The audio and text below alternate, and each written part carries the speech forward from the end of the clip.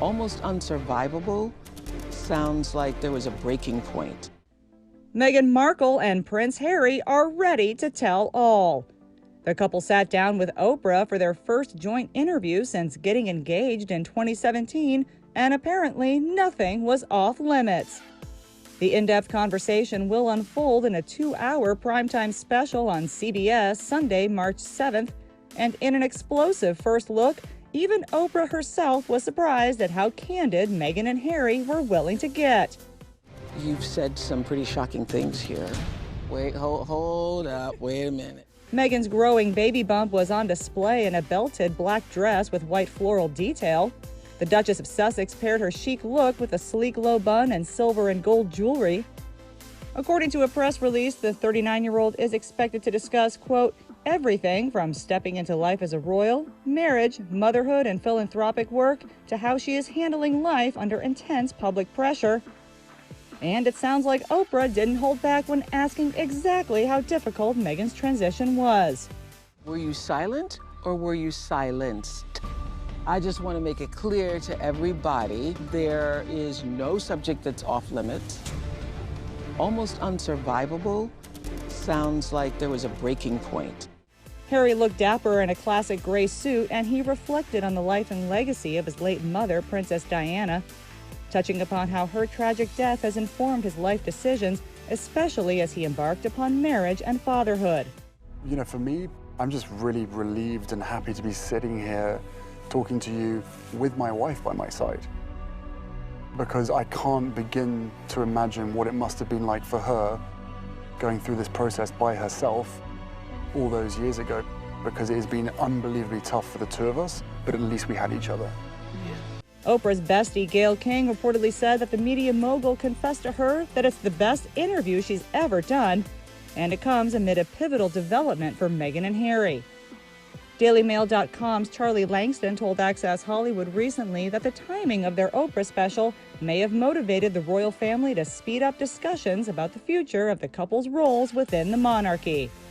This decision, this announcement, comes a month ahead of schedule. We were not expecting for these conversations to take place, for any official decisions to be made until the end of March. And I do think that part of that reason is because Harry and Meghan are due to sit down for their first kind of candid primetime TV interview with Oprah. That's scheduled to air on March 7th. And they really will have wanted to get these details hammered out to make sure that there was no doubt overshadowing whatever topics they choose to discuss. It's also worth noting that this interview really does not sit well with the royal family.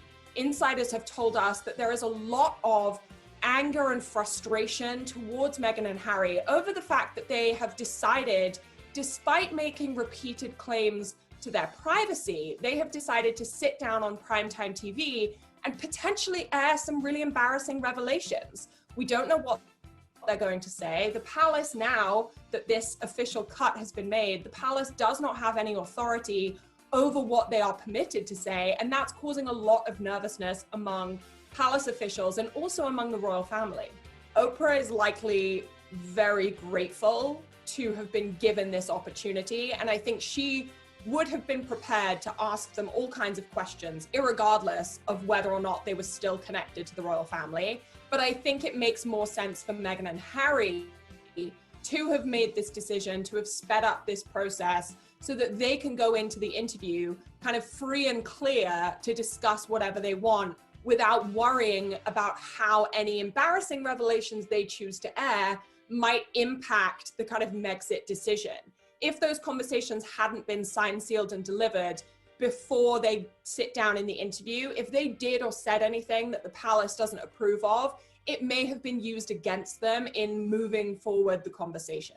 The conversation was always due to be had. I think it was important on both sides for there to be a really in-depth review of how Megxit had gone.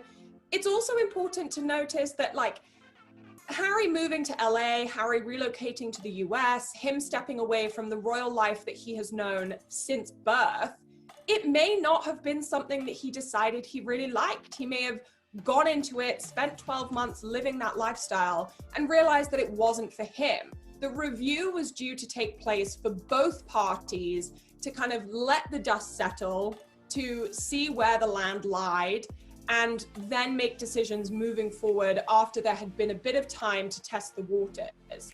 It's obviously clear that Harry was incredibly firm about his decision. He seems to be really relishing life away from the very rigid confines of the royal family. And I think it just makes sense. If he'd already made that decision in his mind, if he already knew that this was a permanent thing, why wait any longer, particularly when they've got that TV interview to look forward to?